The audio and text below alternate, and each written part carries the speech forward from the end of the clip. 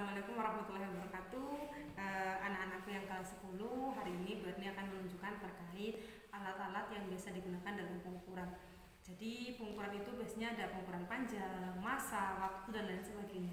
Di depannya Bu Erni ini sekarang ada banyak alat pengukuran. Yang pertama ada pengukuran massa, ini namanya neraca paus. Kalau misal kalian di rumah biasanya, Bu kenapa nggak timbangan aja? Timbangan biasa atau timbangan digital dia tetap termasuk alat fisika untuk mengukur massa. Kemudian yang kedua ada pengukur panjang, ada namanya ini jangka sorong. Kalau saya buka dia seperti ini namanya jangka sorong kayak gini. Kemudian yang ketiga ada mikrometer sekrup, dia seperti ini. Ini dia. Jadi di sini ada penguncinya juga kalau ini. Oke. Kemudian kalau yang biasa kita gunakan dalam kehidupan sehari-hari ada ini, penggaris. Ini dia multifungsi cuma punya batasan tertentu.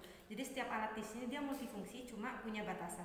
Dan yang terakhir ada pengukuran waktu, stopwatch, bisa jam tangan, bisa alarm HP, bisa apapun lah boleh kalau masalah waktu. Sekarang Bu Erni akan mencontohkan bagaimana cara menggunakan jangka sorong. Dan di sini Bu Erni akan mengukur diameter gelas beker. Sebelum Bu Erni mengukur, Bu Erni akan menjelaskan dulu bagian dari jangka sorong.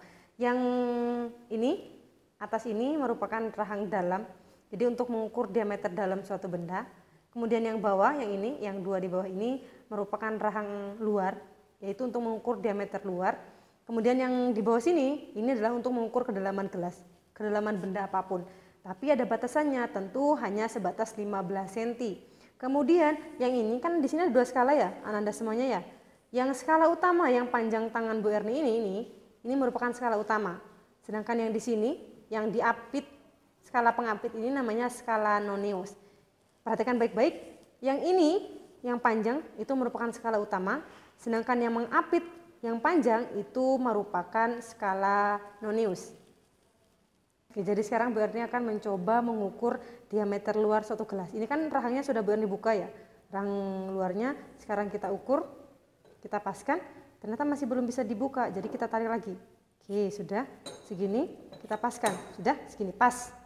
Oke, kita tarik gelasnya, kita kunci biar tidak gerak-gerak. Kuncinya seperti ini, dikunci, udah, jadi ini sudah tidak bisa ditarik-tarik lagi. Nah, cara membacanya adalah silakan lihat dengan yang lurus 0 pada skala utama dan carilah yang membentuk garis lurus antara skala noneus dan skala utama. Angkanya mungkin tidak bisa Bu Erni sebutkan sekarang karena tidak jelas di videonya.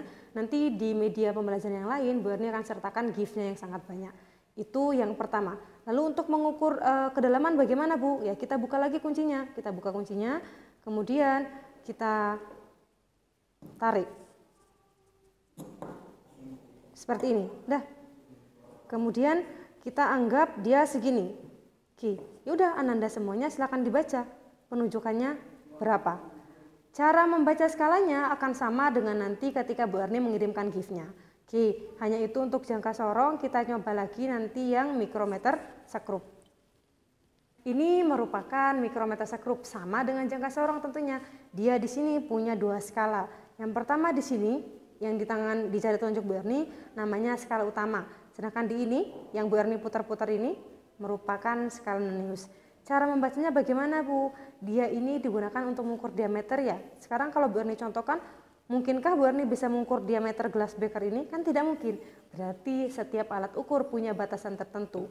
Lalu bagaimana cara kita mengukurnya? Kalian bisa contohkan mengambil koin mungkin, mengukur ketebalannya. Baik, sekarang kita akan mencoba mengukur ketebalan ini menggunakan mikrometer sekrup. Bu, apakah bisa saya menggunakan penggaris? Bisa. Kalau jangka sorong? Bisa. Semuanya bisa, tapi ketelitiannya berbeda. Jadi sekarang kita coba, kita putar, lalu kita tempelkan seperti ini. Lalu kita kunci, segini. Tunggu, masih kurang kuat. Oke, masih kurang kuat. Nah, kita kunci. Nah, jadi kalau kita angkat dia nggak jatuh seperti ini ya. Nah, setelah itu kita keluarkan belanjanya dengan cara membuka kuncinya.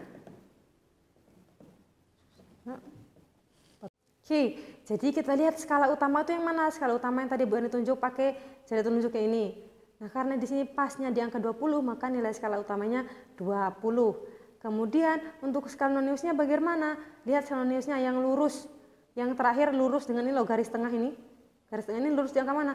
Oh, ternyata garis tengah ini lurus di angka 9. Maka hasilnya adalah 20,9 mm.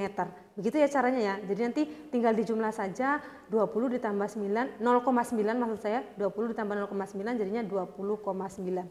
Oke, jadi ini merupakan pengukur massa. Massa namanya neraca Auhaus. Jadi kalau misal Ananda punya barang maka diletakkan di sini. Lalu di sini neraca Auhaus, kalian sudah pernah tahu di SMP ada 3 skala, ada yang bernilai dari 10 sampai 100 gram, 100 sampai 500 gram, dan sisanya adalah 1 sampai 10 gram. Ketika Anda menggunakan ini ya tinggal digeser-geser saja, nanti tinggal dijumlahkan semua skalanya. Begitu saja nggih.